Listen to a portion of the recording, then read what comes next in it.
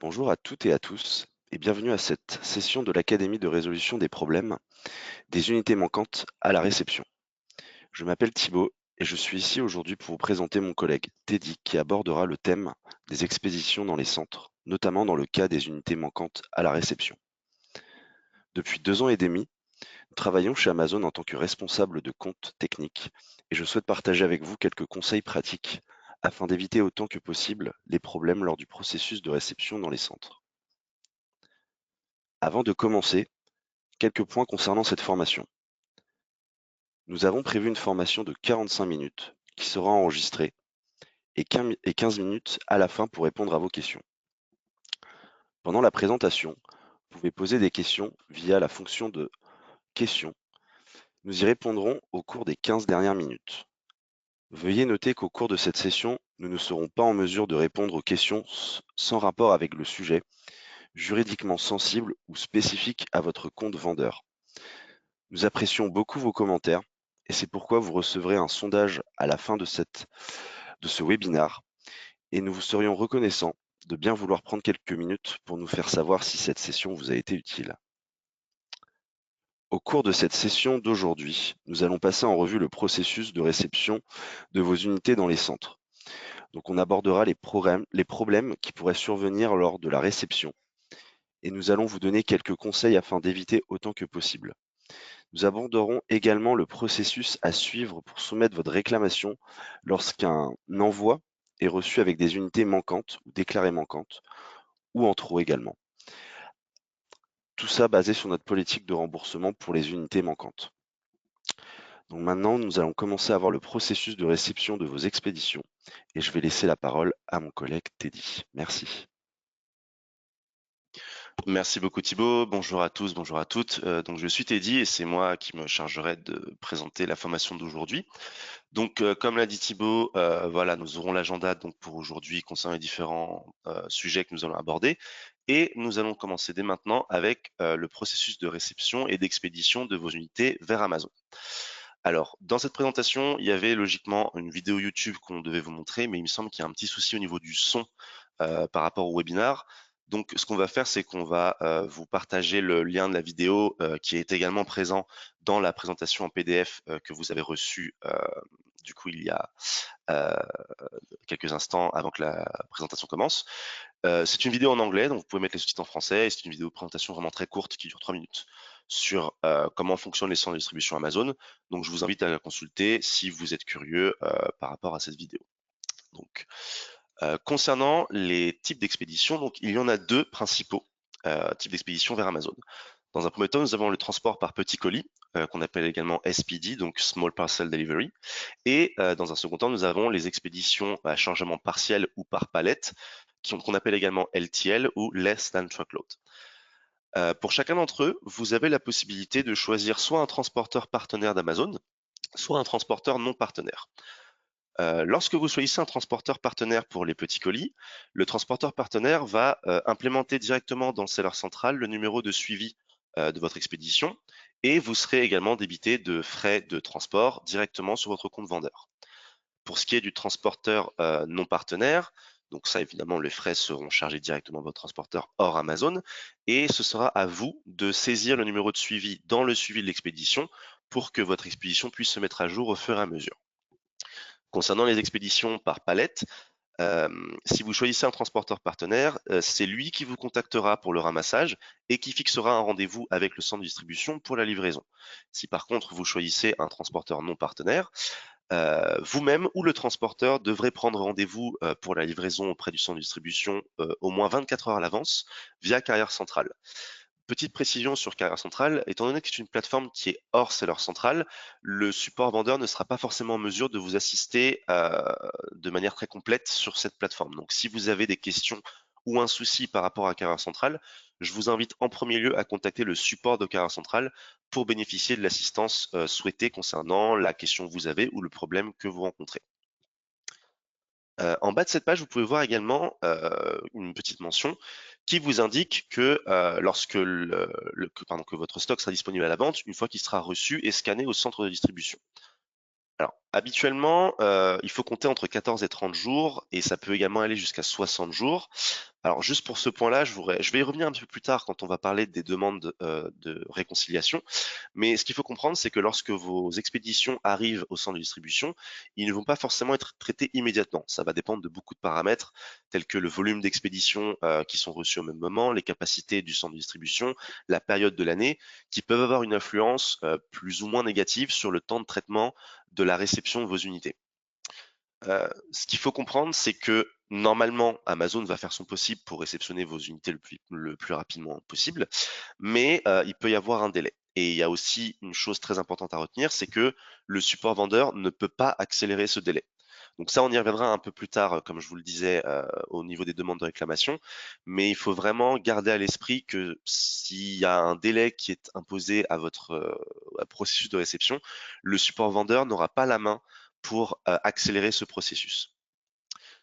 Donc maintenant, nous allons passer aux exigences pour les expéditions. Donc là, vous avez 2 pages d'aide, donc qui sont les règles d'or pour les livraisons de petits colis et de livraison à chargement partiel. Donc ces pages d'aide, je les ai là, je les ai ouverts aussi pour préparer la présentation, pardon. Donc là, vous avez les livraisons de petits colis et les livraisons par palette. Donc je vais pas vraiment trop rentrer en détail sur ces 2 pages d'aide puisqu'elles sont relativement complètes et du coup, ça prendrait beaucoup trop de temps de nous attarder dessus vraiment en détail.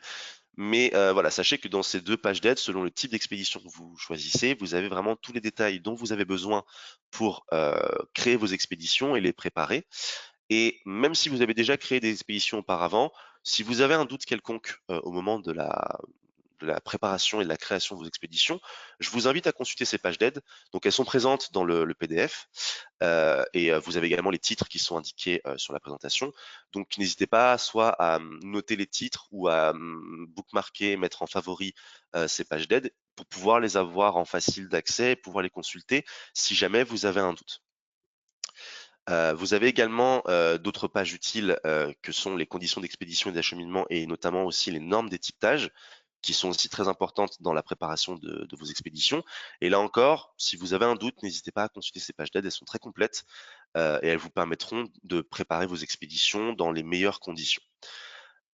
Cela étant dit, il peut du coup y avoir des problèmes de réception si jamais vous n'avez pas respecté certaines règles de préparation ou si vous n'avez pas suivi les règles d'or pour les transports en petits colis ou par palette. Donc là, on va vous montrer quelques exemples de défauts de réception. Donc là, pour les petits colis, on a par exemple ces 3 photos qui nous montrent 3 situations différentes. Donc dans le premier exemple, nous avons des colis groupés, donc c'est-à-dire que les cartons sont attachés les uns aux autres. Là, évidemment, ce n'est pas acceptable par le centre de distribution puisque parmi les normes de préparation de colis, il y a des normes de taille, des normes de poids. Et là, évidemment, si on a 3 cartons joints les uns aux autres, la taille et le poids vont être beaucoup trop élevés pour un bon traitement des produits. Pareillement, dans le deuxième exemple, on a un emballage qui est insuffisant, puisqu'on voit clairement qu'il y a des trous dans le carton. Il a mal été préparé, ce qui peut du coup mener à des pertes de produits, à des soucis de préparation, à des soucis de traitement à la réception. Et donc du coup, voilà, il faut vraiment faire attention à bien utiliser des cartons correctement préparés. Et dans le troisième exemple, on a des emballages qui sont donc définis comme instables, donc soit endommagés, soit où du coup il y a des ajouts par rapport à la taille du carton, ce qui fait que ça tient qu'avec un bout de scotch et que ça peut très vite céder pendant le transport ou pendant le scannage ou la réception des colis. Donc pour le coup, là, oui, il faut vraiment faire attention au niveau des colis que vous préparez.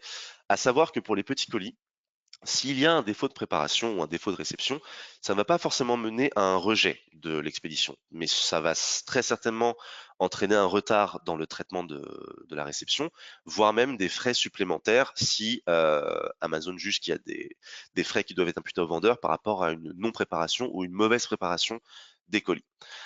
Donc ça, c'est pour les petits colis, mais par contre, pour les palettes, si les palettes sont mal préparées, là par contre, elles seront systématiquement rejetées. Et il peut y avoir plusieurs raisons à ça. Donc vous avez les raisons fréquentes qui sont listées sur cette diapositive. Donc voilà, c'est des choses qui sont assez logiques, hein, mais voilà, ça reste quand même bon à rappeler.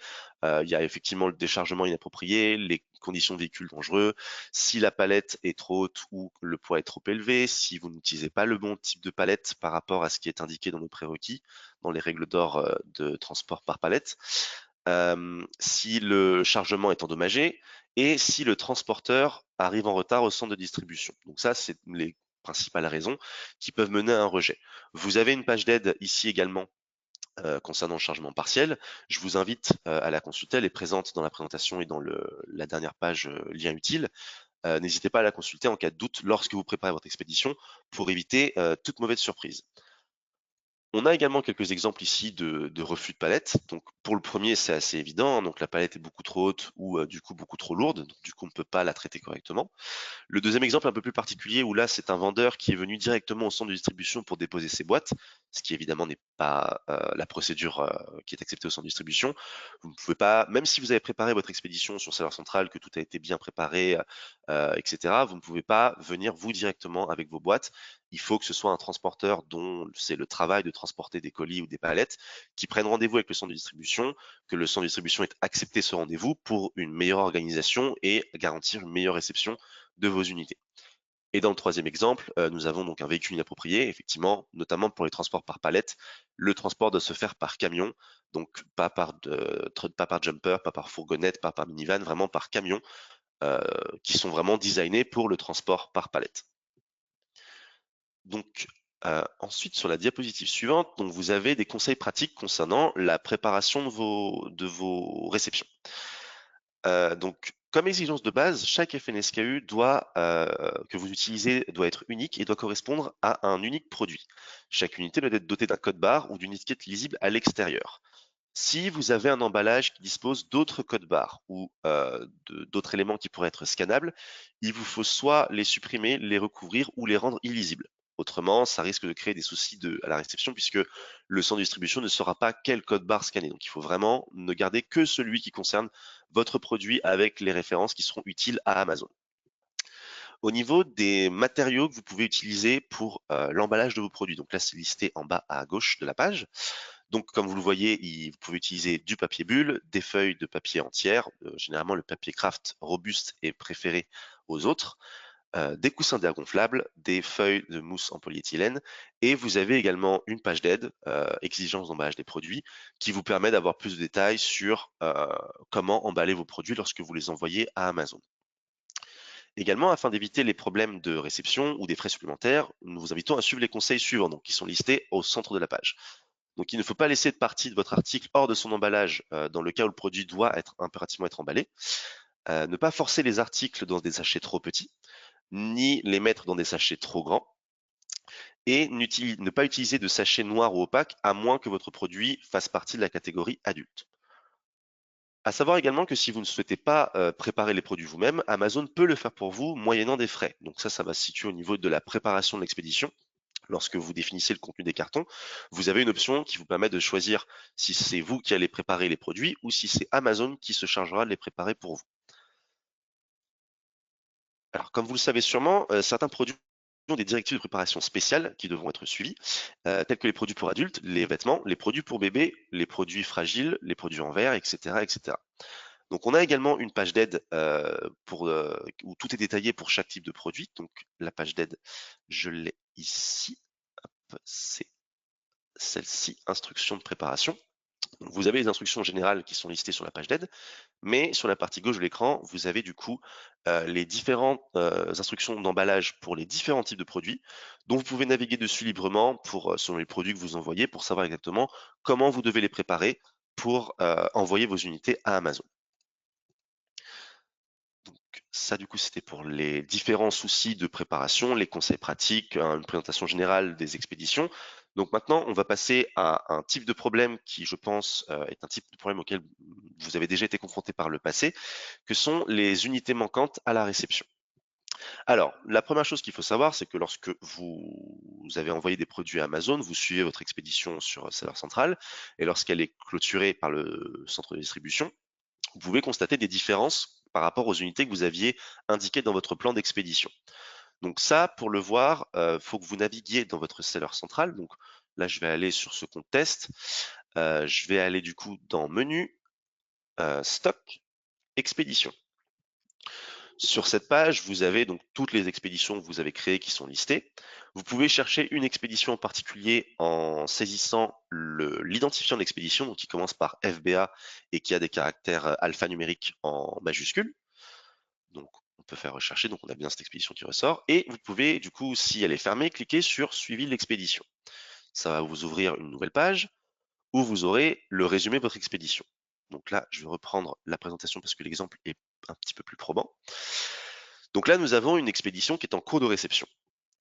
Vous avez dans l'onglet événements d'expédition l'ensemble des étapes qui sont inhérentes aux événements du coup de votre expédition. Alors, ce qui est très important de noter là-dessus, parce que je sais que c'est un souci que beaucoup de vendeurs ont, c'est que lorsque votre expédition a été livrée et qu'elle est en cours de réception, vous pouvez avoir ce message dans le rectangle jaune orangé que vous voyez juste ici. Le message que vous voyez là, il vous indique que les unités ont bien été livrées au centre de distribution et qu'elles sont en cours de réception. Et là, comme vous pouvez le voir, ça vous indique une date de réception au plus tard. Donc là, l'exemple, c'est au 18 juillet 2023. Si vous avez une date qui est indiquée à cet endroit-là, il faut savoir qu'Amazon ne pourra pas mener d'investigation sur votre expédition avant cette date. Donc même si vous savez que votre expédition a été livrée depuis un petit moment, que la date vous paraît un petit peu lointaine, on comprend parfaitement que ça peut être impactant pour votre activité, mais là, concrètement, ce message, c'est un message qui a été laissé par le centre de distribution, qui a confirmé la livraison de votre expédition, qui a du coup estimé par rapport à leur volume d'activité, leur capacité, etc., quand ils pourraient au plus tard traiter la réception, et ils ne pourront pas aller plus vite que ça. Et même nous, de notre côté du côté du support vendeur, on ne pourra pas accélérer ce processus. Vous avez d'ailleurs une mention qui est indiquée en bas de ce message d'alerte, qui vous indique bien que nous ne sommes pas en mesure d'accélérer manuellement le processus de réception d'expédition et que le support au partenaire de vente ne peut pas fournir de conseils supplémentaires quant à cette réception. Donc là, quand vous avez ce cas de figure-là, il faut vraiment attendre que la date passe avant de demander une investigation si vous avez un doute sur la réception ou sur le nombre d'unités qui ont été reçues pendant la réception de l'expédition.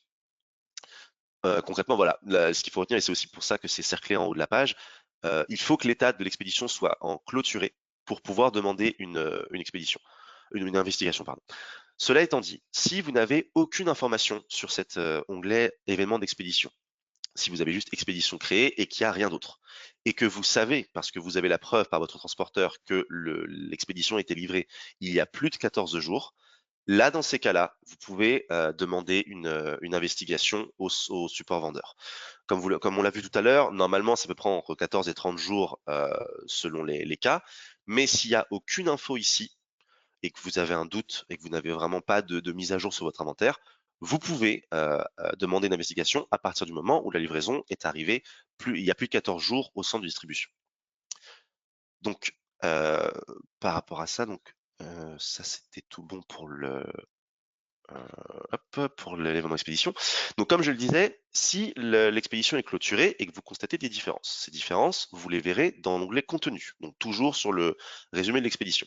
Et ça va se présenter de cette manière-là. Donc, vous aurez la liste des différents articles qui étaient inclus dans votre expédition. Dans cette colonne-ci, vous aurez donc les unités attendues, donc celles que vous avez indiquées dans votre plan d'expédition, les unités qui ont été localisées par le centre de distribution, et s'il y a des différences, dans la colonne incohérence, vous aurez les incohérences en question, donc soit en moins, soit en plus, selon les cas. Si vous avez ce cas de figure-là, donc normalement, dans la colonne état, vous aurez un bouton qui indiquera action requise. Donc il vous faudra cliquer sur ce bouton et là, vous aurez deux options. Vous pourrez soit cliquer sur je n'ai pas expédié ces unités. Donc ça, c'est dans le cas où vous voyez une différence, vous avez fait un nouveau check de votre côté et vous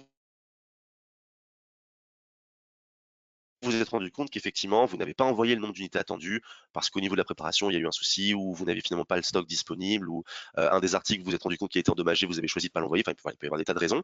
Donc là, dans ces cas-là, si vous savez qu'effectivement la différence, ça vient de chez vous, c'est vous au niveau de l'envoi de l'expédition qui n'avez pas envoyé le bon nombre d'unités, vous n'avez qu'à cliquer sur OK, je n'ai pas expédié ces unités ou OK, j'ai bien expédié ces unités inattendues, si c'est en plus, pour simplement signifier que l'incohérence est résolue, qu'il n'y a pas d'enquête nécessaire et que voilà, vous avez pris en compte l'information. Par contre, si vous avez vérifié de votre côté et que vous savez que vous avez envoyé la bonne quantité de produits, vous pouvez cliquer sur rechercher des unités manquantes, où là, du coup, ça va générer une demande d'investigation sur vos expéditions. Vous avez également la page d'aide réconcilier vos expéditions qui est disponible sur cette page quand vous cliquez sur en savoir plus. Donc cette page d'aide, je vais vous la montrer, elle ressemble à ça. Donc je vais la mettre là. Donc voilà, sur cette page d'aide-là, vous avez donc le descriptif de la procédure à suivre pour demander l'expédition, et vous avez également un outil qui vous permet, en saisissant le numéro de l'expédition, de déterminer si l'expédition est éligible pour un examen. Et comme ça, vous pouvez aussi ouvrir un cas directement par là, ou retourner sur l'onglet contenu pour ouvrir un cas. Donc pareillement, hein, cette page d'aide, elle est disponible sur le PDF qu'on vous a envoyé en début de présentation, donc n'hésitez pas à la consulter. Mais comme je vous le disais, elle est également accessible en cliquant sur En savoir plus ici, en haut de page. Ça vous l'ouvrira directement et vous pourrez la consulter librement. Donc, si vous avez effectivement besoin qu'il y ait une recherche qui soit faite sur des unités manquantes, donc comme je vous l'ai dit, vous cliquez sur le bouton dédié, et en bas de page, vous aurez une deuxième étape à remplir, que sera la fourniture de documents.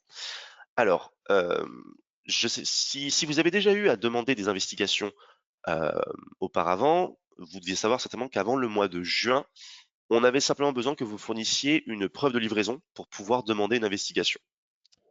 C'était pas nécessaire de fournir d'autres documents, ou en tout cas si ça l'était, on vous le redisait par la suite, mais c'était pas pour toutes les investigations. Par contre, il y a eu un changement dans nos procédures du coup au début de l'été, et maintenant, pour demander une expédition, il faut impérativement que vous fournissiez une preuve d'achat. Alors, pour la preuve d'achat, on va revenir un petit peu plus en détail là-dessus un peu plus tard dans la présentation. Mais ce qu'il est important de retenir dans cette partie-là de la présentation, c'est que au niveau des documents qui vous sont demandés, il est impératif que vous les fournissiez et qu'ils soient valables, acceptables par le support vendeur. Si vous avez un doute, vous avez un lien juste ici, consultez les exigences en matière de documents pour vous assurer de quoi nous avons besoin pour les expéditions, les documents que vous fournissez pour demander une enquête sur vos expéditions, que ce soit au niveau du format lui-même du document, au niveau des informations qui sont dedans. Tout est précisé dans ces pages, donc si vous avez un doute, n'hésitez vraiment pas à consulter cette page. Et voilà, c'est très important de fournir ces documents parce que si on ne les a pas ou s'ils ne sont pas valides, on ne pourra pas faire d'investigation. Même si vous constatez des unités manquantes, si les documents ne sont pas bons, le support vendeur ne pourra pas lancer d'investigation et rejettera votre demande. Donc soyez vraiment vigilant là-dessus.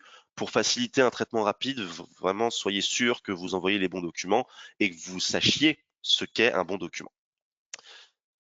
Euh, donc ça, du coup, c'est pour la procédure pour demander une enquête sur la réception dans la partie la plus générale. Il peut y avoir des cas où vous pensez ne pas avoir la possibilité de faire une demande d'investigation.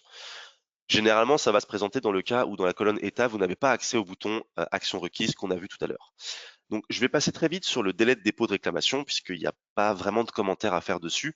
Vous avez 6 mois pour demander une investigation après la réception de vos unités. Donc, si vos unités sont reçues telle date au centre de distribution et que c'est indiqué dans l'événement d'expédition, vous avez un délai de 6 mois pour demander une enquête. C'est 6 mois, pas un jour de plus. Il n'y a aucune exception qui ne peut être faite malheureusement. Donc, si les 6 mois sont passés, vous n'aurez pas accès au bouton action requise et même si vous demandez une investigation manuelle, elle sera rejetée parce que les 6 mois sont passés. L'autre cas où vous n'aurez peut-être pas le bouton action requise et qui est le cas le plus courant, c'est lorsque vous voyez dans la colonne état le message analyse terminée, les éléments du contenu de l'expédition ont été comptabilisés et confirmés. Dans ces cas-là, si vous voyez ce message-là, ce qu'il faut comprendre, c'est que ça veut dire que le centre de distribution a mis ce message sur votre expédition sur Seller Central pour indiquer que lorsqu'ils ont reçu les boîtes, ils ont effectué un premier comptage puis un second, et après ces 2 comptages, ils ont toujours constaté les incohérences. Ce qui va se passer, c'est que si vous voyez ce message-là, vous pourriez éventuellement vous dire que vous ne pouvez pas demander d'enquête, mais concrètement, si vous pouvez, en créant un cas manuel sur votre Seller Central, en passant par la partie aide, comme vous le feriez pour n'importe quel autre problème sur Seller Central. Donc vous pourrez demander une enquête en indiquant simplement le numéro de l'expédition et les documents que vous avez à fournir pour une enquête sur une réconciliation d'expédition habituelle. Et cette enquête sera traitée normalement par le support vendeur, c'est-à-dire qu'on la traitera comme n'importe quelle autre expédition. Cela étant dit, la seule différence, c'est que si on ne parvient pas à retrouver les unités ou qu'on ne parvient pas à les substituer avec des unités supplémentaires qui auraient été reçues sur cette expédition ou sur une autre, et que du coup on n'a pas la possibilité ou de remplacer ou de retrouver les unités, on ne pourra pas lancer de remboursement à cause de ce message-là, parce que ce message confirme que les unités n'ont pas été reçues. Donc si même après une troisième enquête, on ne les retrouve pas, on ne pourra pas les rembourser. Donc ça, c'est vraiment très important à retenir.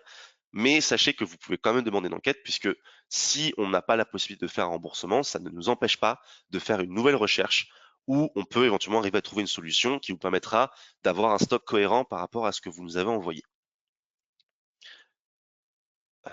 Du coup, donc ça c'était les 2 premiers exemples. On a un troisième exemple, mais qui est un peu moins contraignant pour le coup.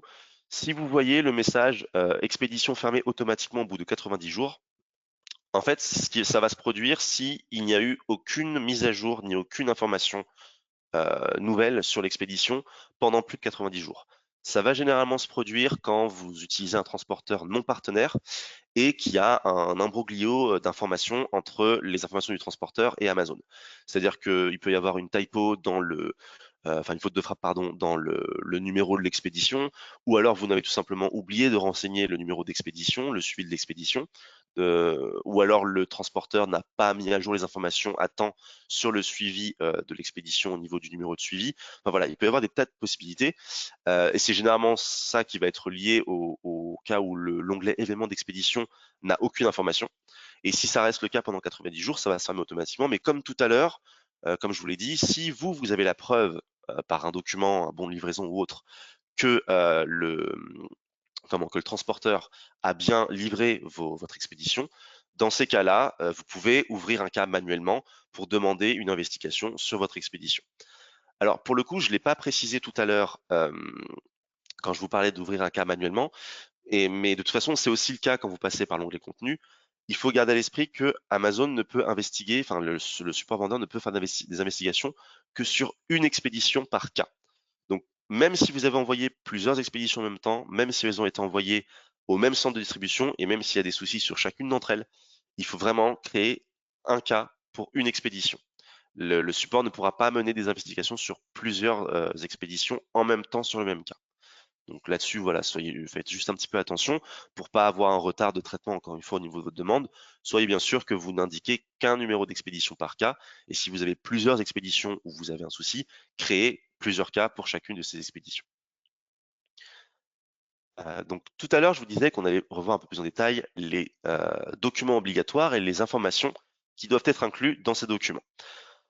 Donc comme je vous le disais, pour demander une enquête, il faut une preuve d'achat, une preuve de détention du stock, dans lesquels du coup vous devez nous indiquer que les unités que vous avez envoyées sont bien les vôtres. Vous les avez achetées auprès de vos fournisseurs, ou si vous êtes le fabricant, vous les avez dans votre stock. Donc du coup, pour la preuve de détention du stock, une preuve de détention de stock permettra de détecter plus facilement toute incohérence.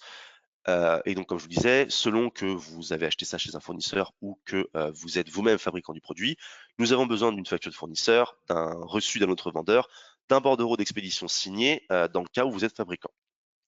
Dans ce document, il nous faut des informations bien spécifiques, notamment la date d'achat, qui doit être antérieure à la date d'expédition, le nom des produits manquants, qui doit être reconnaissable et identifiable par rapport au nom que vous avez indiqué sur le catalogue Amazon, enfin sur votre page produit sur Amazon, la quantité achetée de produits, le nom complet et l'adresse de l'émetteur de la facture, et également, si c'est possible, d'indiquer également l'EAN du produit. Si jamais le titre n'est pas vraiment similaire comment dire, à la page produit, l'EAN peut nous aider à identifier le produit plus facilement et du coup à traiter votre demande normalement. À noter également que nous acceptons les factures, les reçus et les bordereaux d'expédition si vous êtes fabricant précisément, mais nous n'acceptons pas les factures pro forma, ni les contrats de vente ou d'achat comme preuve de détention, parce qu'ils ne constituent pas une preuve d'achat effectif. Donc si vous avez des factures pro forma, ne les envoyez pas, on ne les acceptera pas. Pour ce qui est des preuves de livraison, puisque c'était déjà le cas auparavant pour l'envoi, mais ce n'est pas toujours le cas, maintenant, puisque par exemple, si vous avez envoyé votre expédition en petit colis, nous avons logiquement un numéro de suivi qui nous permet de suivre l'expédition. À noter toutefois que le numéro de suivi, les informations dessus sont accessibles pendant 90 jours. Donc si les 90 jours sont passés, si vous avez l'info comme quoi le produit a été livré sur un document, il vaut mieux nous fournir ce document. Mais ça va surtout être pour les expéditions par palette où on aura besoin d'une preuve de livraison. Et généralement, ça va être un bon de connaissement qu'on appelle également Bill of Lading, donc BOL. Et ce bon de connaissement doit inclure impérativement le, le nombre de cartons dans l'expédition, ou le nombre de palettes, le poids total de l'expédition, idéalement également comment dire, l'identifiant de l'expédition, donc qui commence par FBA, et le document doit être tamponné et signé par le centre de distribution Amazon pour prouver qu'ils l'ont effectivement reçu. Donc si on a vraiment toutes ces informations dans le document, on pourra le traiter sans souci. Et comme je vous le disais, voilà, pour les petits colis, tant que le numéro de suivi est actif, on n'a pas besoin de preuves en particulier, mais si jamais il ne l'est plus pour X ou Y raison, une preuve de livraison de votre fournisseur devrait suffire pour permettre des investigations. Donc ça, du coup, c'est tout bon. Donc maintenant, on va passer aux astuces pratiques concernant les unités manquantes à la réception. Alors, hop, excusez-moi, je reprends mon petit script. Donc là, nous avons quelques conseils donc pour éviter autant que possible que les unités soient manquantes à la réception de vos expéditions. Donc avant de soumettre une demande de recherche, corrigez toute anomalie concernant votre expédition en confirmant si des unités n'ont pas été expédiées ou si des unités supplémentaires ont été expédiées. Donc ça, c'est l'étape dont je vous parlais tout à l'heure, hein, avec action requise. Si vous savez que effectivement il y a eu une petite incohérence de votre côté par rapport au nombre d'unités envoyées, signalez-le directement pour faciliter le traitement de l'expédition. Également, avant d'expédier vos produits, assurez-vous qu'ils correspondent exactement à la page détaillée d'Amazon. Toute différence pourrait entraîner des mises à l'écart de vos unités, parce qu'effectivement, ça c'est ce qui peut également se produire. Vos unités peuvent avoir été reçues, mais parce que le code barre n'a pas pu être scanné ou parce que le produit ne correspond pas vraiment à votre page produit, les produits vont être mis de côté et être considérés comme non réceptionnés. Donc ça, du coup, il faut vraiment faire très attention pour ne pas avoir d'incohérence dans votre réception d'expédition. Nous vous invitons également à fournir des informations précises sur le contenu de chaque carton pour être sûr qu'il n'y ait pas d'incohérence. Assurez-vous également d'envoyer les articles et les quantités exactes indiquées dans votre plan d'expédition. Donc ça tombe sous le sens, hein, mais généralement, c'est ce que les vendeurs s'efforcent de faire dans leurs expéditions. Tous les cartons doivent porter une étiquette d'identification FBA scannable et une étiquette du transporteur pour la livraison du petit colis.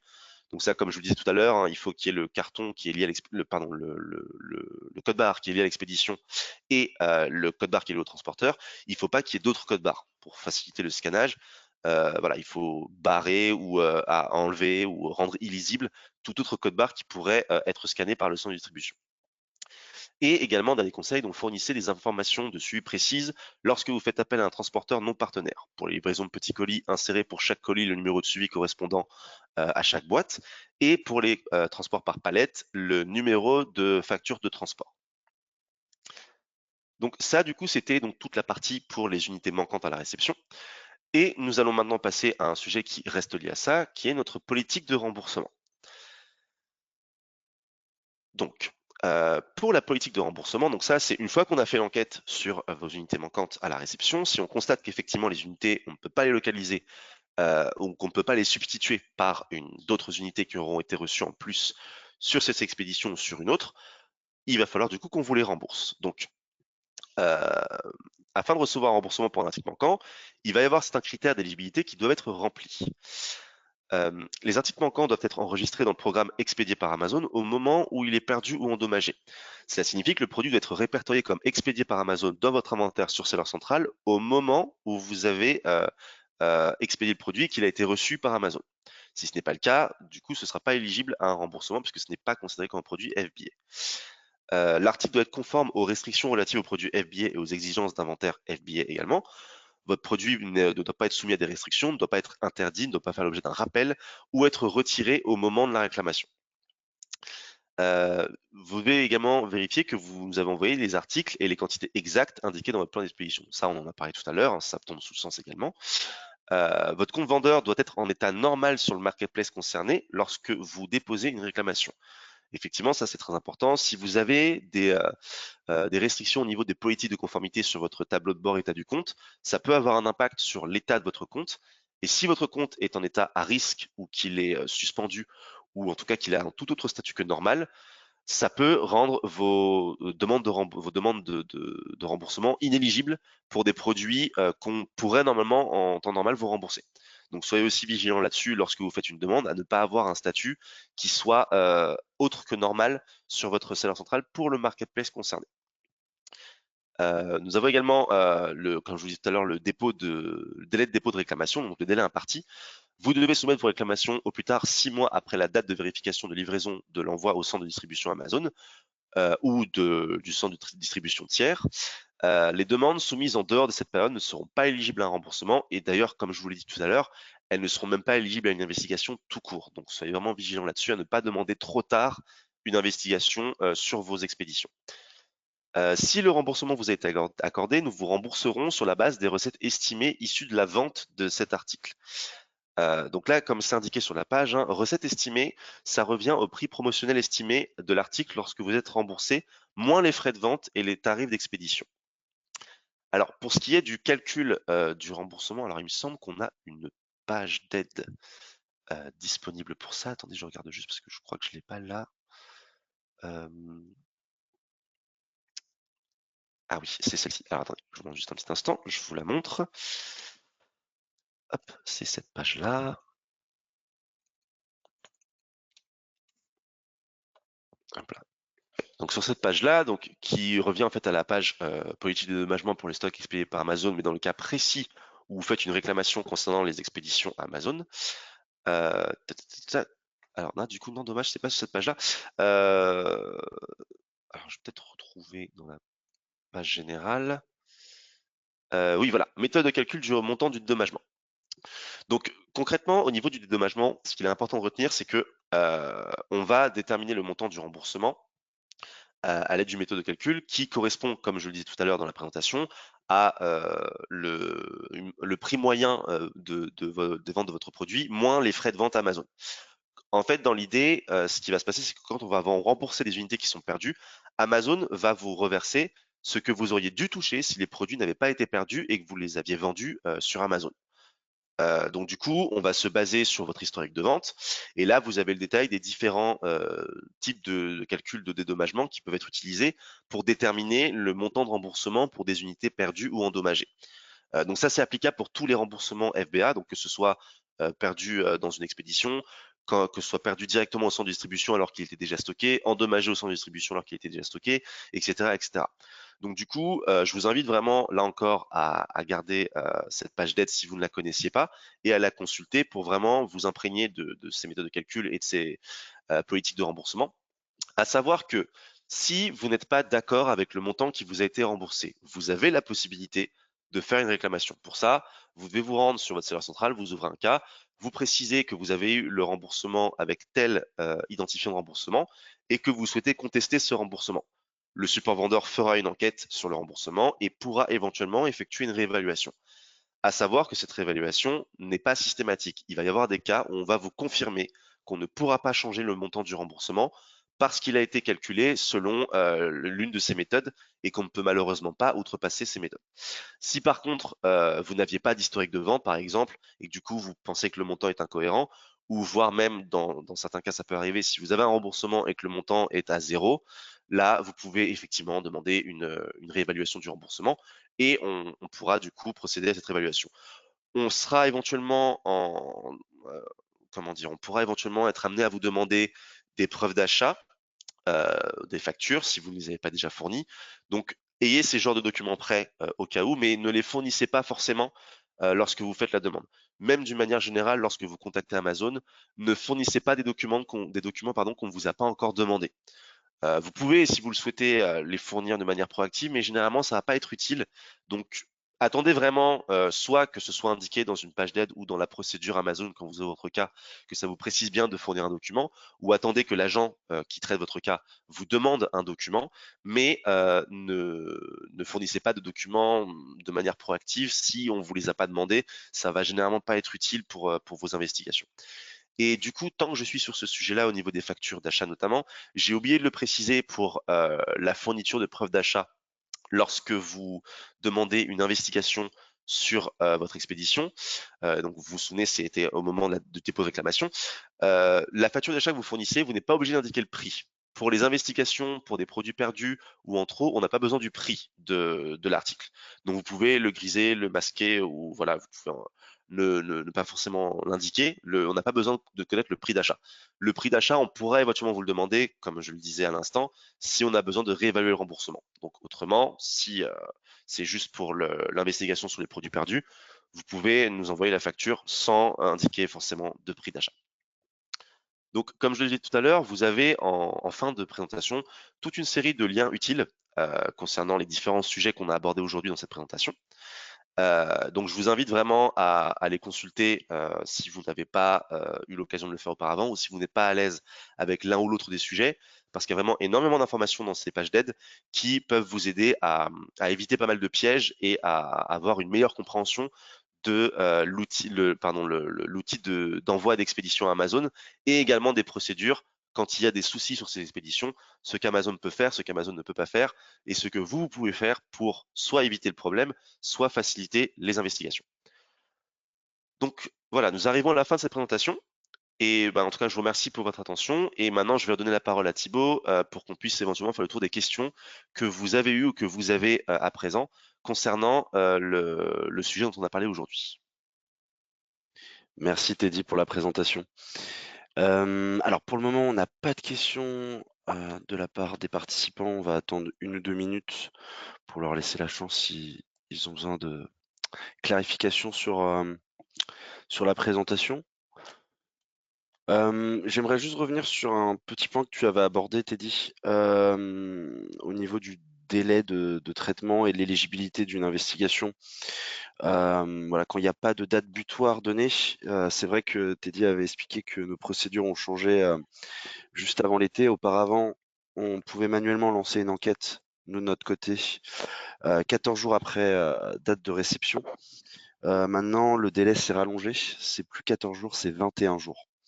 Donc si vous voyez, vous avec votre transporteur, donc partenaire ou non partenaire, une réception, donc que ça soit sur la preuve de livraison ou la BOL, et que vous voyez pas de date butoir et que vous n'avez pas la possibilité de lancer une investigation, donc pour créer un cas et que nous on lance une investigation manuelle, il faut attendre maximum 21 jours après réception. Voilà. D'accord, effectivement, merci Thibaut pour cette précision. J'avais pas eu l'information, mais c'est vrai que comme les procédures ont changé récemment, il y a eu quelques ajustements qui ont été faits au niveau des enquêtes. Donc oui, merci pour la précision. Alors, je vois qu'on n'a toujours pas de questions sur le chat. C'est bien ça, hein, Thibaut, hein, tu vois pas de questions non plus pour le moment sur Non, non, la non, section sur questions. l'ongle, sur la fonction question, je n'ai pas de questions qui arrivent. On va laisser une dernière petite minute avant de clôturer le webinaire pour laisser la chance. Également, je pense que tu l'avais abordé également au niveau l'acceptation des factures au moment de l'évaluation quand on doit fournir un remboursement. Je sais que la plupart en tout cas je parle de mon expérience, des vendeurs avec qui j'avais affaire peuvent éventuellement utiliser directement le fabricant qui peut être situé hors Europe pour, justement faire des envois dans les centres. Et quand ils demandent les factures à leur fabricant, ils peuvent arriver, donc ils les donnent, comme tu disais, pro forma ou en facture commerciale aussi. Et ces deux types de formats de facture ne sont pas acceptés par Amazon, donc il nous faut vraiment la mention facture ou invoice en anglais pour qu'on puisse pouvoir analyser le cas. Je peux voir une question de la part de Essa Medine. Quelle est la différence entre un document intitulé invoice et un document intitulé commercial invoice? Justement, comme je l'expliquais, je vais donner plus de précision, si tu veux, à Samedim. Alors, une petite seconde. Hop, je vais aller voir ça directement dans mes procédures. Tac, tac. Voilà, je suis presque là. Voilà. Alors, pour donner un peu plus de contexte, nous, au niveau des factures, ce qui va nous importer, en fait, c'est vraiment, comme j'expliquais, d'avoir la mention soit facture ou invoice. Quand on fait référence à une facture, par exemple, donc commerciale, n'est pas considérée comme une preuve d'achat valide, car ces types de factures commerciales sont un document utilisé dans le commerce extérieur, c'est-à-dire qu'elles sont utilisées comme une déclaration de douane. Comme j'expliquais, quand c'est un fabricant hors Europe qui fait l'expédition, c'est ce type de facture qu'ils fournissent par la personne ou la société qui exporte un article au-delà des frontières internationales. Pour une facture pro forma, ce n'est toujours pas considéré comme une preuve valide car elle fait référence à des unités qui devraient être achetées à l'avenir. Donc c'est une preuve, c'est une promesse d'achat en fait. Les factures pro forma décrivent un éventuel échange futur mais ne comportent pas un achat réel de biens. Voilà pour l'explication des deux types de factures non pris en charge par le support. Comme l'avait rappelé Teddy, voilà, il y a une page d'aide aussi qui vous est dédiée pour toutes les conditions et l'éligibilité des factures. Mais encore une fois, je souhaitais souligner le point qu'on n'acceptera pas les factures commerciales ou pro forma, parce que je l'ai vu pas mal de fois. Merci, Essa Medine. Ok. Donc là, on a encore 10 minutes sur le créneau prévu pour la présentation, pardon. Donc Thibaut, ce que je propose, c'est qu'on attende encore une petite minute au cas où Bien quelqu'un sûr. d'autre a une question. Et si jamais vous n'avez pas de questions, alors en soi c'est pas grave, hein. Si jamais vous n'avez pas de questions dans l'instant et qu'il y en a une qui vous vient plus tard et que vous aimeriez avoir renseignement, vous pouvez toujours contacter le support vendeur ou un point de contact Amazon si vous en avez un pour demander plus de précision si Mmh. jamais il y a un quelconque souci ou si vous avez besoin de revenir sur des points qui ont été abordés dans cette présentation. Et encore une fois, je vous le redis, hein, les pages d'aide sont vraiment des ressources très très utiles quand vous avez des questions sur les process sur Seller Central en général, mais d'autant plus pour les procédures d'expédition. Donc vraiment, n'hésitez pas à consulter ces pages d'aide. Et si une fois que vous les avez consultées, ça vous paraît toujours pas clair ou vous avez des points qui vous avez vraiment besoin d'un supplément d'explication, dans ces cas-là, vous pouvez contacter à tout moment le support vendeur ou votre point de contact Amazon pour avoir plus de précision sur ce qui est abordé dans les pages d'aide ou ce qu'on a pu aborder aujourd'hui au cours de cette présentation. Parce que là, pour Mmh. le coup, je sais très bien que c'est une présentation très générale, ça ne va pas forcément résoudre tous vos problèmes. Donc voilà, si vous avez des questions plus spécifiques, n'hésitez pas à contacter le support vendeur pour ça. Très bien. Merci Teddy. Hem, pour le moment, on n'a toujours pas de questions, donc je pense qu'on va, arriver à la fin de ce webinaire. Hem, c'est l'occasion pour moi de vous remercier pour votre présence tout d'abord aujourd'hui. Également, comme on l'avait souligné au début de la présentation, vous allez recevoir une enquête, à la fin du webinaire. Donc voilà, si vous avez le temps d'y répondre, on appréciera vraiment vos commentaires et ça nous sert vraiment à, voilà, proposer d'autres sujets qui pourraient vous intéresser ou tout simplement améliorer ce service qu'on propose. Voilà. Je vais voilà, Teddy, je sais pas si tu peux, tu quelque Non, chose à écoute, moi rajouter? j'ai rien ajouté non plus. Je remercie également tous les participants pour votre attention. J'espère en tout cas que cette présentation vous aura été utile, même si vous n'aurez pas forcément appris beaucoup de choses, parce que je pense que pour la plupart vous avez déjà utilisé le service d'expédition, donc vous savez déjà plus ou moins comment ça marche. J'espère au moins qu'on aura pu clarifier certains points, certains doutes que vous auriez pu avoir par rapport aux procédures d'Amazon et au processus d'expédition en lui-même. Et oui, voilà, comme l'a dit Thibaut, n'hésitez pas à répondre au sondage parce que c'est vraiment utile pour nous, parce que ce webinaire est encore sous forme de projet et on aimerait bien le développer et être sûr qu'il vous soit vraiment utile. Donc n'hésitez pas à nous faire part de vos remarques, ce qui fonctionne, ce qui ne fonctionne pas, des choses que vous voulez voir ajoutées, retirées, modifiées. Donc voilà, n'hésitez pas à être exhaustif là-dessus. Ça nous sera utile et ça vous sera utile à terme pour qu'on puisse du coup améliorer au mieux ce programme et vous délivrer un meilleur service, comme l'a dit Thibaut un petit peu plus tôt. Donc, Très bien. Merci à toutes et à tous et je vous souhaite une, agréable journée. Au revoir. merci à tous. Au revoir.